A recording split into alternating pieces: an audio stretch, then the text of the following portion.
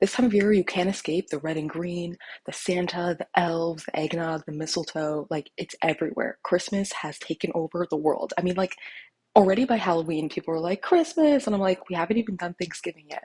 But the thing is, if you don't celebrate Christmas, it can feel a little bit lonely or just irrelevant. Like, don't get me wrong, I participate in singing Mariah Carey just the same as anyone else. I mean, it is iconic. And if you live on this earth, you understand what's happening regardless if you celebrate Christmas or not. But I love books. And around this time of year, all my favorite creators, what are they doing? Bookmas. It's like book related things having to do with also Christmas or basically leading up to Christmas. Or there's Vlogmas where like all my favorite creators are vlogging, but Christmas related things. Now, what if you don't celebrate Christmas? What if you celebrate a different holiday like Hanukkah? I might be the only person on YouTube that celebrates it, but you know what? If I'm just doing it for me, that's mine too. I'm sure it'll be reflected in the fact that nobody watches this or likes it or cares at all. But if not, if you love books and you love Hanukkah and you don't celebrate Christmas, then this series is for you. It just gives you a little bit of an outlet that more aligns with what you're going through this time of year as opposed to Christmas trees. And what am I calling this? Not Bookmas. It's called Bookaka. I know it's awful. It's absolutely terrible, but I've been saying it for the past week over and over again, and it's kind of catching on a little bit to myself.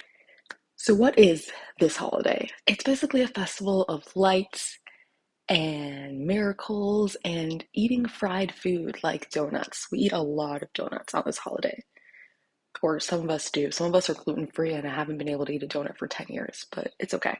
Just want to share with you my coffee I made today. It's got chocolate milk in it, coffee and chocolate milk. It's actually pretty good. So I was going to go into the actual breakdown of the history of Hanukkah, but it's way too long. If you're interested, I will link in the description below just an interesting history of it. It's got like mad men kings and good triumphs over evil and like the rooting for the underdog. It's actually really fun, but it's long, so I was like, I'm not getting into it right now. But you could go read about the history if that's something that interests you. Meanwhile, we're going to do bookish things that kind of align with Hanukkah. And for day one, today is day one, welcome. Uh, because we eat fried food, I'm gonna do bookish food related things. I'm gonna look at fiction related cookbooks, like cookbooks that were made from like fantasy books or fiction books, right? I feel like you know what I'm talking about.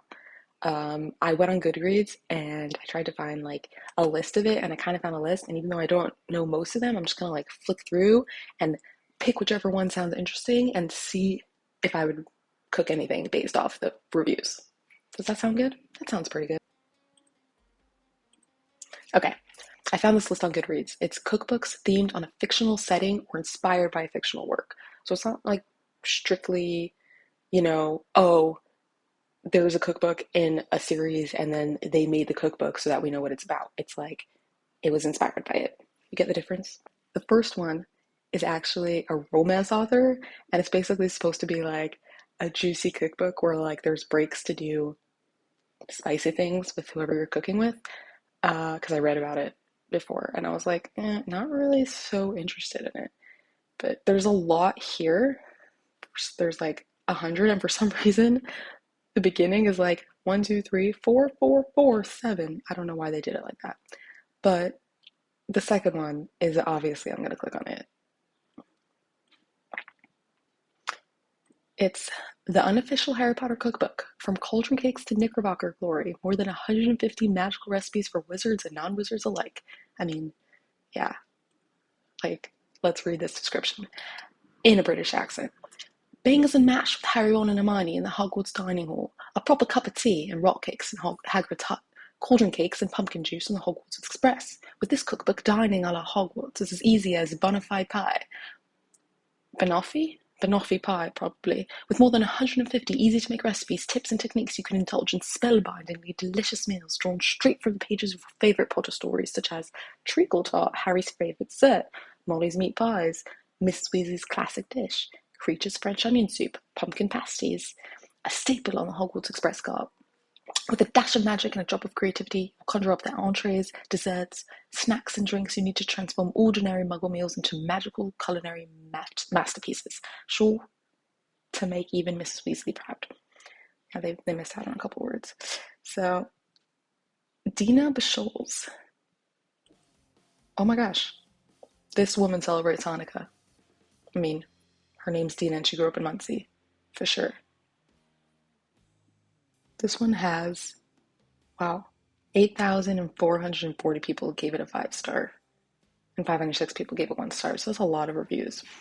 So let's see the highest 1 star review, and then we'll look at the low star review.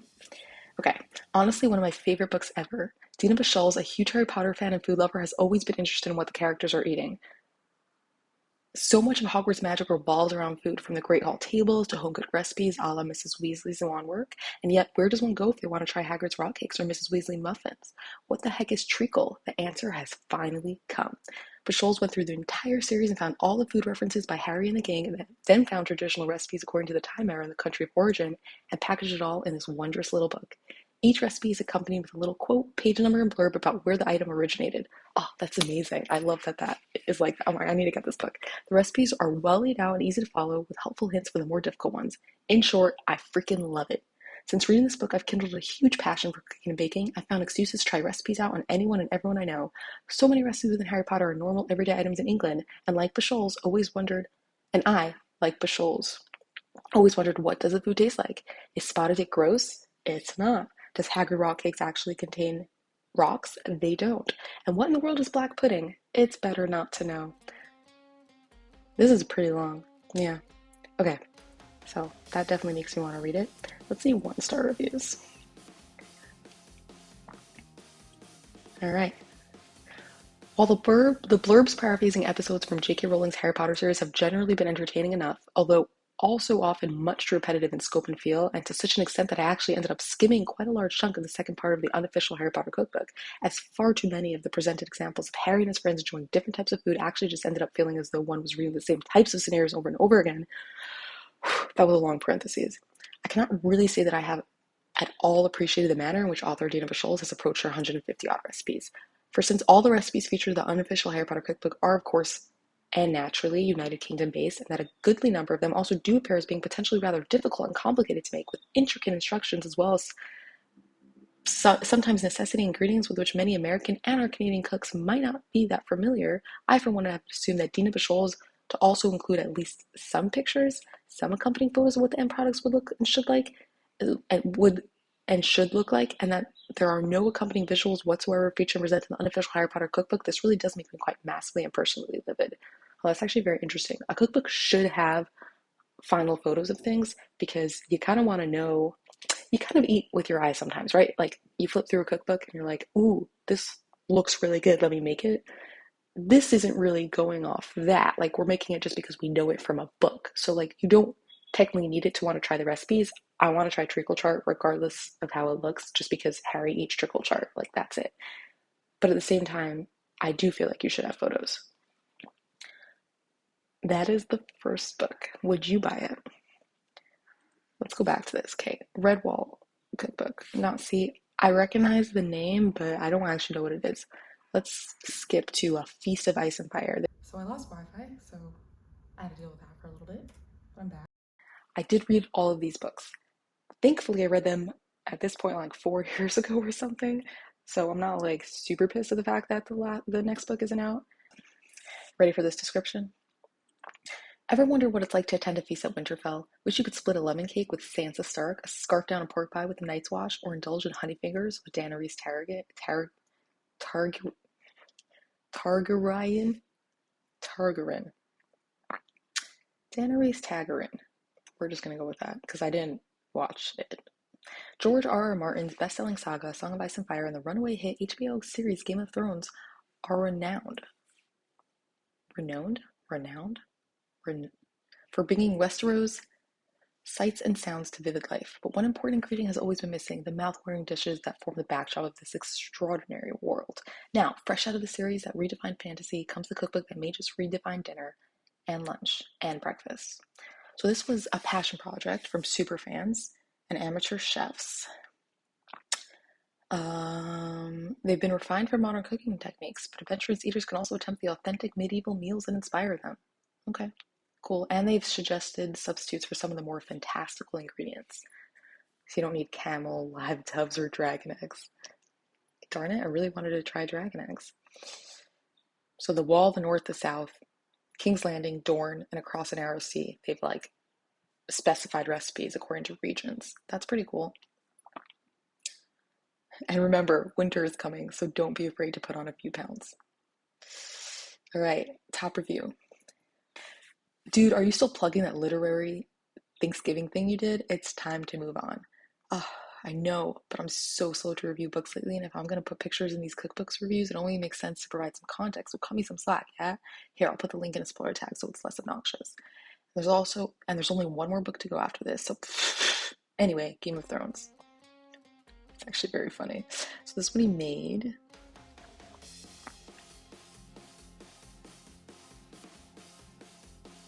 It looks really medieval. It looks pretty fun. These look good. These look really good.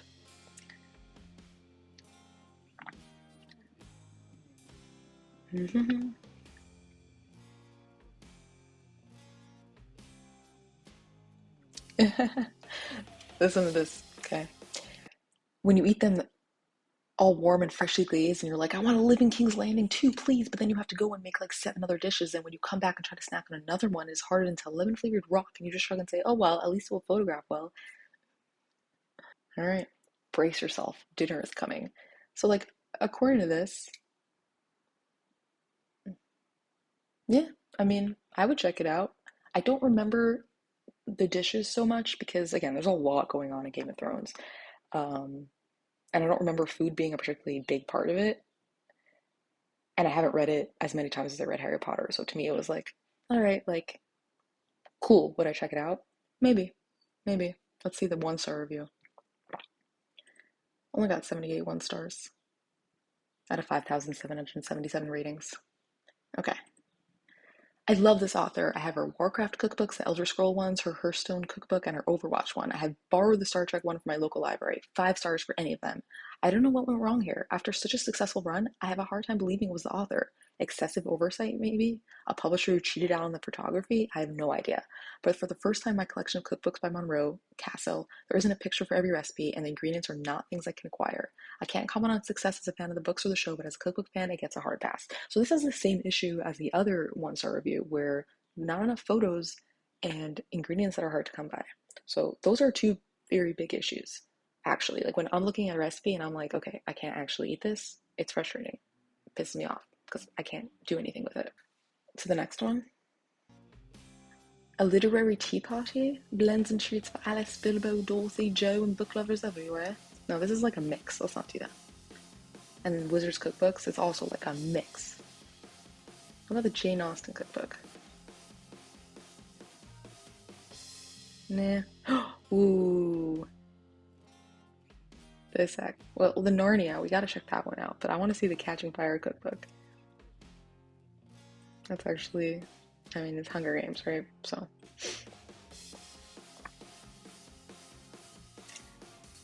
What must it be like, I wonder, to live in a world where food appears at the press of a button? How would I spend the hours I now commit to combing the woods for sustenance if it were so easy to come by?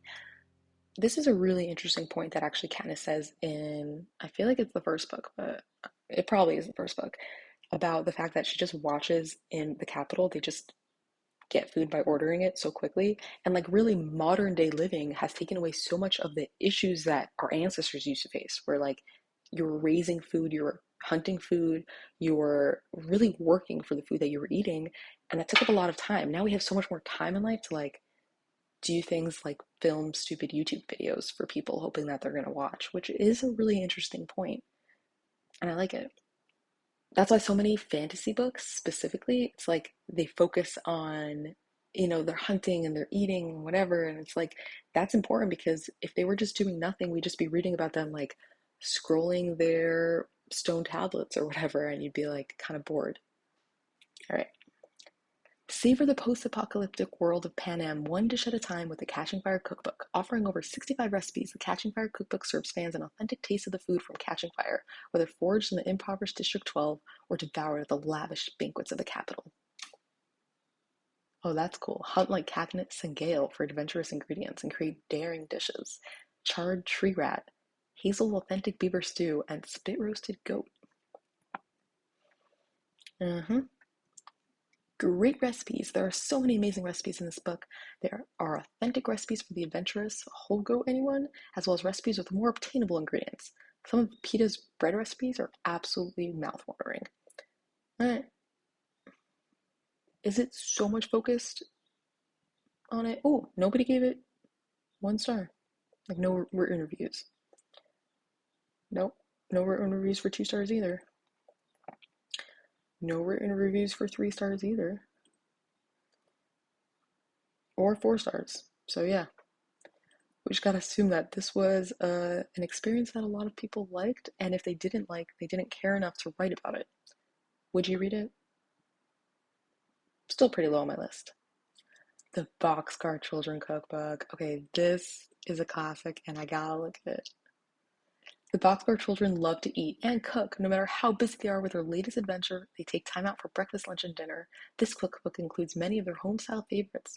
The cookbook also contains quotes from the mysteries which inspire the recipes, so readers can have fun cross-checking the cookbook with the stories. That's actually fascinating. Have you read the Boxcar Children? Because as a kid, I definitely read it, and I thought it was very cool that they lived in a boxcar.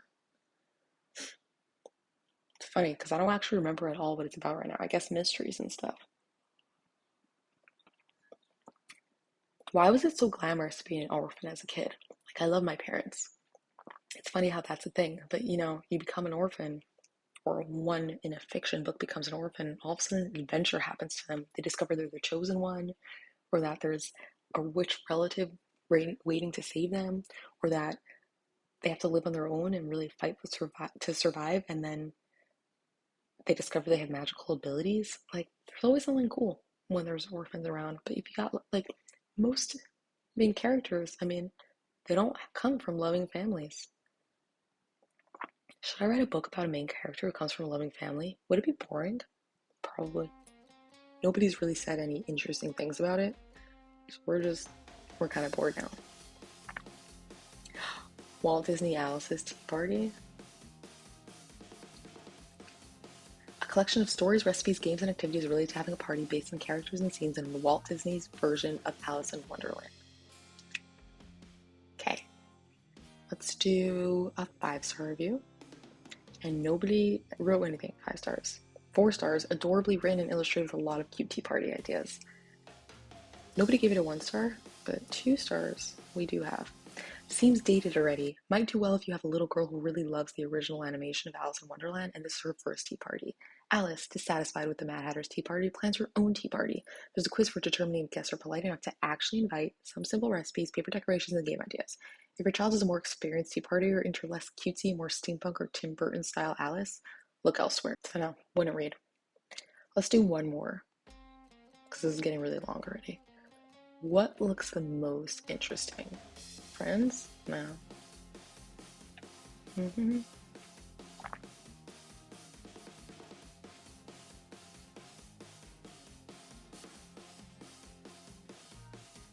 And Binging with Babbage is a classic, but I think he just combines like a bunch of different interesting recipes, so we don't want that either. We want like a specific book related one.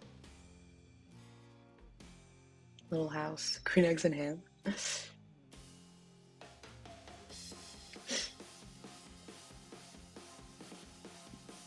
Mm-hmm.